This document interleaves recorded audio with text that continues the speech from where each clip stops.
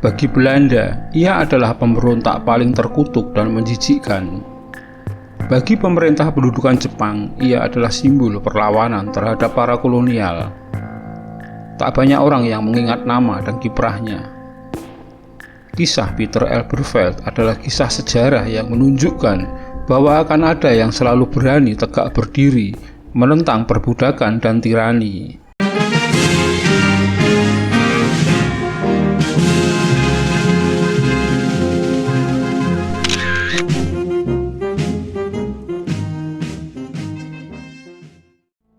Namun sebelum dilanjutkan video ini, mohon bantuannya untuk mengklik tombol subscribe di bawah ini.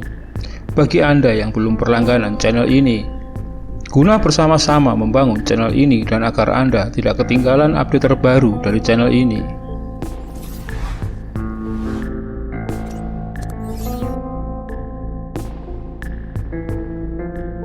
Di Batavia pada abad ke-17, para pejabat VOC yang kaya raya, terutama mereka yang kenyang makan uang korupsi, mendirikan rumah-rumah dan villa-villa mewah di tepi Sungai Ciliwung. Pemukiman mewah orang Eropa itu dikenal sebagai Weltervreden. Kala itu Sungai Ciliwung airnya masih sangat jernih. Pemandangan Ciliwung yang indah, letaknya yang dekat dengan pusat pemerintahan VOC, serta hawanya yang sejuk membuat tepi Ciliwung begitu menggoda para kaum tajir Belanda itu. Sungai Ciliwung sendiri oleh penduduk pribumi Batavia juga dijadikan sebagai sarana pengairan sawah dan kebun, pemandian, dan jalur transportasi. Gubernur Jenderal Hendrik Swadekron pun juga tak luput membangun istana mewah di sana. Sisa istana sang Gubernur Jenderal sekarang masih dapat dilihat sebagai rumah sakit pusat Angkatan Darat Gatot Subroto. Di istana tepi Ciliwung itu secara tetap diadakan festival-festival dan pesta-pesta yang meriah. Para elit Belanda dan pasangan mereka berpesta, berdansa hampir semalam suntuk. Biasanya pesta itu diadakan guna merayakan tahun baru, Natal, atau merayakan ulang tahun sang Gubernur Jenderal. Gubernur Jenderal Swadekron juga rajin mengimpor budak. 4.000 budak didatangkan tiap tahun. Mereka berasal dari Malabar, Coromandel, Sri Lanka, dan berbagai tempat di tanah air, dan yang terbanyak dari Bali. Pierre Pauvre, seorang pengkabar Injil asal Prancis yang mengunjungi Batavia pada tahun 1741, menceritakan betapa malangnya nasib para budak belian di Batavia. Pierre menyaksikan bagaimana para budak itu dirantai sepasang-sepasang pria dan wanita, dipaksa bekerja keras dan berat tanpa henti. Sedikit saja mereka melakukan kesalahan, mereka akan dihukum dengan cara sangat kejam. Di antara hukuman itu ada yang diumpankan ke binatang buas, digantung, dibakar hidup-hidup, dan atau ditombak. Hukuman kejam itulah yang paling sering terjadi di Batavia terhadap para budak belian. Tentu saja kemewahan para petinggi VOC berbanding terbalik dengan nasib para budak serta rakyat pada umumnya. Hal itu menimbulkan kecemburuan sosial dan memunculkan rasa ketidakadilan dan kemarahan yang terpendam tapi diam-diam terus berkembang. Salah satunya melanda perasaan seorang pemuda Jawa berusia sekitar 30 tahun. Pemuda itu adalah Raden Kartadria, atau ada yang menyebut dengan Raden Kertadira. Raden Kartadria adalah seorang bangsawan Jawa yang tinggal di Cirebon dan masih keturunan Sunan Kalijaga. Raden Kartadria sangat prihatin melihat kesewenang-wenangan Belanda pada rakyat jelata. Diam-diam ia mulai menghimpun pengikut guna membangun kekuatan melawan kesewenang-wenangan Belanda. Pengikutnya tersebar di Kesultanan Banten, Jawa Tengah, dan tentu saja Batavia. Pada hari Minggu 28 Desember 1721, Raden Kartadria bersama belasan pengikutnya menuju wilayah Jakatrawek atau sekarang di sekitar Jalan Pangeran Jayakarta guna menemui seorang laki-laki Eropa koleganya. Laki-laki Eropa itu bernama Peter Elberfeld. Peter Elberfeld adalah orang Hindu berdarah campuran Jerman, Jawa, dan Siam. Nama Elberfeld menunjukkan asalnya yakni wilayah Elberfeld di kota Wuppertal, Jerman. Ayahnya datang ke Batavia sebagai penyamak kulit untuk kemudian berhasil menjadi tuan tanah. Peter Elberfeld juga menyimpan kemarahan yang sama atas kesewenang-wenangan pemerintah kolonial VOC. Apalagi sebagian tanah Peter juga diambil paksa oleh VOC. Serangkaian pertemuan mereka berdua telah dijalin sebelumnya. Pertemuan Raden Kartadria dan Peter kali ini guna mematangkan rencana pengambil alihan kastil kota Batavia dari tangan VOC. Dengan diambil alihnya Batavia, maka tanah-tanah milik Kesultanan Banten dan rakyat bisa dikembalikan. Rakyat dan terutama para budak dapat dibebaskan dari penindasan.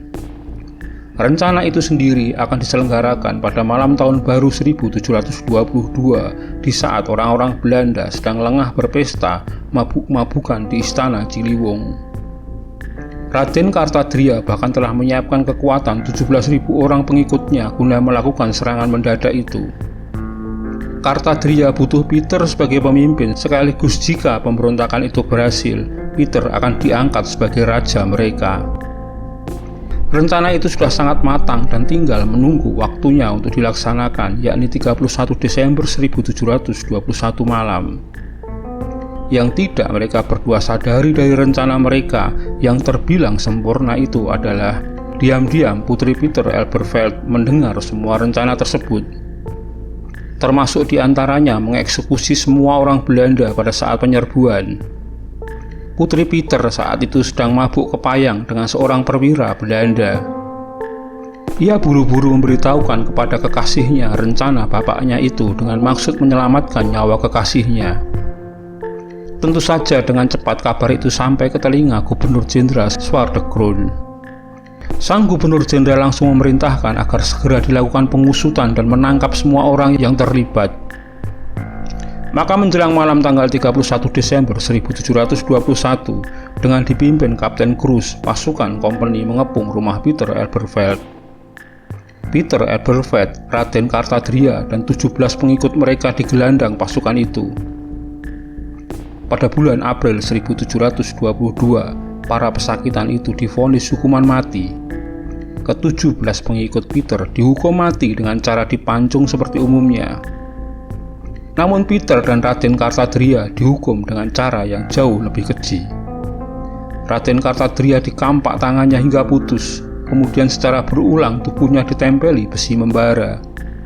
Terakhir kepalanya ditebas sampai putus dan isi perutnya dikeluarkan guna dimakan binatang liar. Sementara Peter Elberfeld dibawa keluar tembok kota. Saking jijiknya Belanda, ia tak dihukum di alun-alun di depan balai kota. Kaki dan tangan Peter diikat kepada 4 ekor kuda. Kuda-kuda itu kemudian dipacu untuk berlari ke arah saling berlawanan. Tubuh Peter tertabik-cabik ditarik kuda. Tempat di mana Peter dieksekusi kelak kemudian dinamai dengan kampung pecah kulit. Kepala Peter Elberfeld kemudian dipenggal dan ditancapkan ke sebuah tombak. 1 tahun kemudian Belanda membangun sebuah monumen di tempat tengkorak Elberfeld tertancap. Monumen itu diberi prasasti berbahasa Belanda dan Jawa sebagai peringatan untuk masyarakat untuk tidak melakukan tindakan serupa. Isi prasasti itu sebagai kenang-kenangan yang menjijikkan akan pengkhianat Peter Elberfeld yang dihukum. Tak seorang pun sekarang dan seterusnya akan diizinkan membangun, menukang dan memasang batu bata atau menanam di tempat ini.